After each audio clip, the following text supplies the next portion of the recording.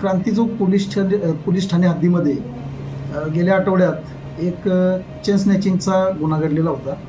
त्यामध्ये जाफरगेट पेट्रोल पंपाजवळ एका इसमाच्या गळ्यातील चेन दुसऱ्या एका अनोळखी व्यक्तीने हिसकावून त्यातील 4 ते 5 ग्रॅमचा तुकडा चोरून घेऊन पळून गेला होता.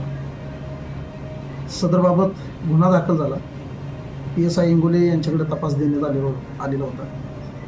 तपास करीत असताना CCTV फुटेजच्या आधारे एका अनोळखी इसमाचं चित्र आम्हाला भेटलं. त्या अनुषंगानं आम्ही त्याचा शोध घेतला. कसोशीनं शोध घेतल्यानंतर आरोपी अझरुद्दीन काझी हा मिळून आला. त्याला ताब्यात घेऊन त्याच्याकडे विचारपूस करता त्यानं तो 4 ग्रॅमचा तुकडा आम्हाला रिकव्हरीमध्ये दिलेला आहे. सदरमध्ये त्याला अटक केली, 2 दिवस PC मिळाली आणि तो मुद्देमाल आम्ही चोरीचा प्राप्त केलेला आहे. हाच आरोपी म्हणून कसं कळलं? CCTV फुटेजमध्ये शोध घेतला आणि त्याच्यामध्ये त्याचे फोटो वगैरे प्राप्त झालेले होते.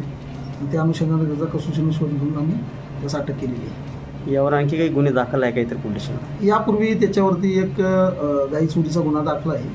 क्रांतीचौक पोलीस स्टेशनलाच तो गुन्हा दाखला आहे.